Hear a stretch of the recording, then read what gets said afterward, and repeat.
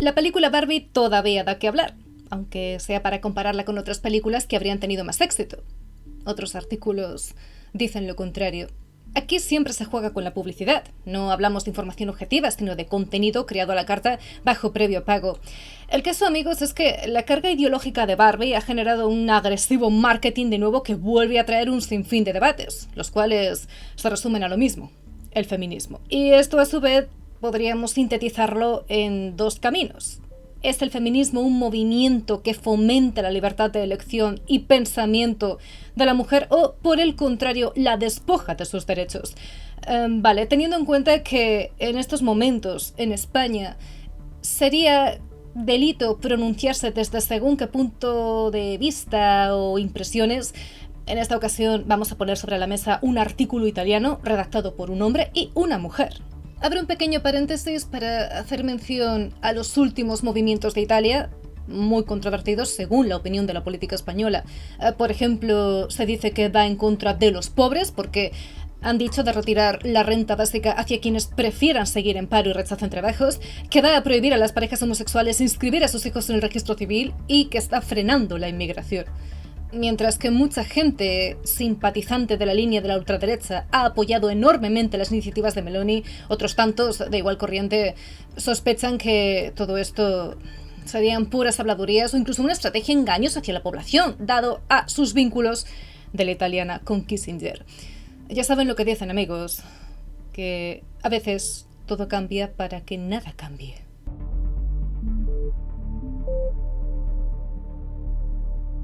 Volviendo a la idea del patriarcado, esta guerra de sexos habría sido eterna, desde el origen de los tiempos, desde el inicio del hombre y de la mujer como tal, como concepto.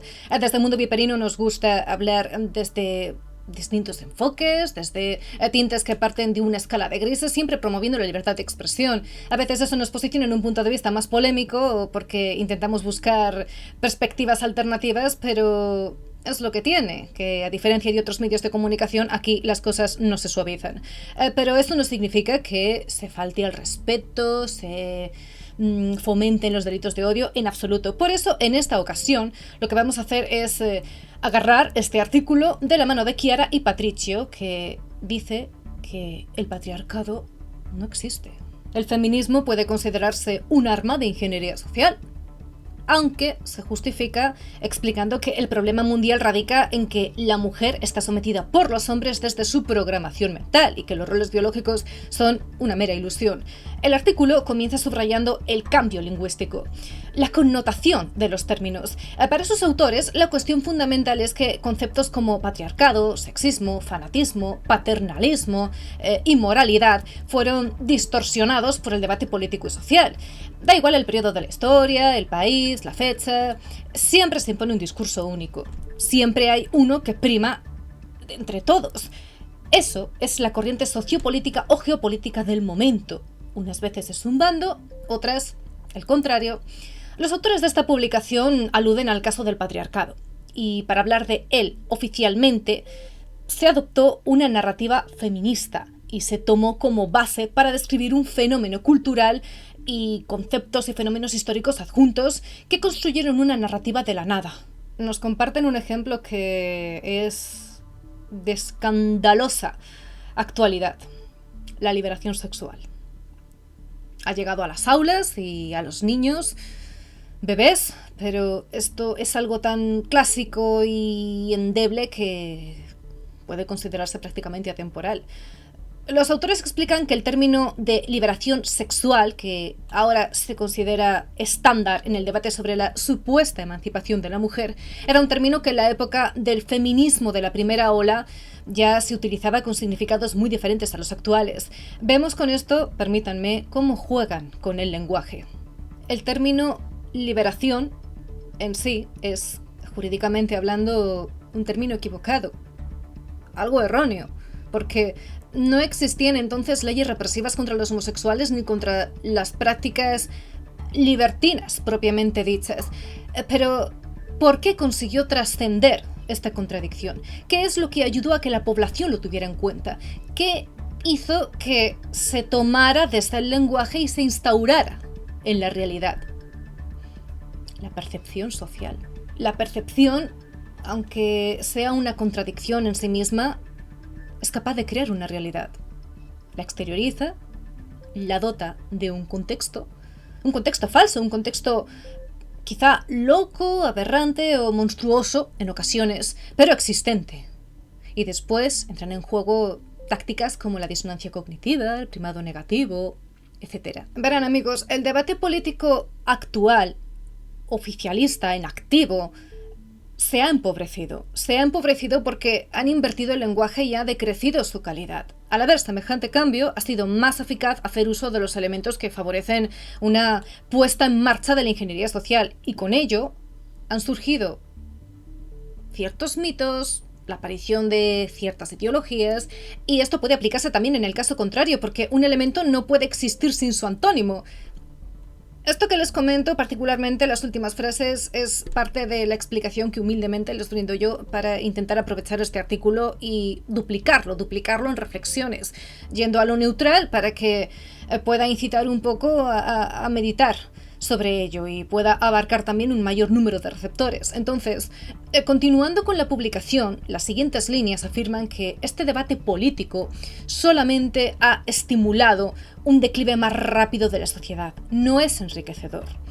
¿Por qué y cómo? Bueno, teniendo en cuenta las circunstancias, oprimiendo a quienes, ideológicamente hablando, no encajan en las normas establecidas por el pensamiento dominante. Poco importa que las causas feministas y de la comunidad LGTB hayan sido engullidas por el capitalismo de amiguetes y explotadas por las empresas con el único fin de obtener beneficios. Siempre se asegurarán de aparecer como víctimas de una sociedad opresiva. Entonces, los autores de este artículo lo resumen en 4 puntos, aunque ellos dicen que serían mandamientos. Yo me mantengo al margen. Estos serían los 4 mandamientos globalistas, repito, según los autores. Se los voy a leer tal cual, sin ningún comentario. El hombre es el mal absoluto, especialmente si es blanco y hetero. La heterosexualidad también es el mal absoluto, pero sigue siendo semi-aceptada por los progresistas, ya que continúa estando muy extendida incluso entre sus filas. Los homosexuales están oprimidos por un mecanismo sistémico, no importa que estemos rodeados de sus eslóganes y símbolos. Es correcto reprimir a cualquiera que recuerde o afirme ser hombre o heterosexual en el sentido tradicional del término, porque hay que ser tolerante con los tolerantes e intolerante con los intolerantes, donde son ellos los que decretan lo que es tolerancia y lo que no. Amigos, ¿qué ocurre con las ideologías? En general, me es indistinto un bando u otro, igual que las religiones, igual que cualquier sistema basado en unos dogmas o creencias. Los extremos tienen sus debilidades y sus contradicciones y sus lagunas también. Desde el mundo viperino no nos posicionamos ni a favor ni en contra de nada, nos limitamos a seleccionar y señalar qué puede ser enriquecedor y qué destructivo para una sociedad, y aún así esto se sigue haciendo con datos para que sean ustedes quienes reflexionen y, no con opiniones, puedan escoger por su cuenta.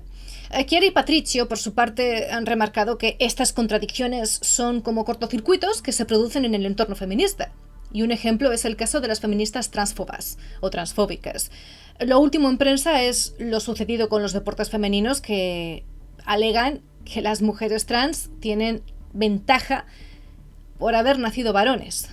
No quiero salirme de los límites del artículo, hasta aquí la publicación, y si me lo permiten quiero añadir un dato que es extremadamente controvertido, y es esa pelea que hay entre la ideología de género y el Islam. En España, el colectivo musulmán ya se ha pronunciado totalmente en contra, lleva mucho tiempo insistiendo en que eso no está aceptado por el Corán, y repudian imágenes como esta, que ven en pantalla. ¿Qué pasará cuando estos colectivos choquen con fuerza? Personalmente, yo he escuchado de todo y supongo que ustedes también, amigos. La respuesta que a mí más me llamó la atención y quizá también la más polémica es la que decía que el bucle va a seguir siempre a favor del Islam, porque el Islam sería en comparación, y repito, según opiniones, más vehemente, más firme con su autoritarismo dejando a la ideología de género como un movimiento oprimido de por sí, mientras que públicamente, quizá en prensa o en política, se señale a otro enemigo, un enemigo falso o un cabeza de turco. Esto se haría así porque se traduce en más ingresos, más artículos de prensa propagandísticos, más subvenciones, más crisis sociales, más gasolina al fuego. Pero, como siempre insistimos aquí, el tiempo dirá. Nos vemos en el próximo programa. Un abrazo.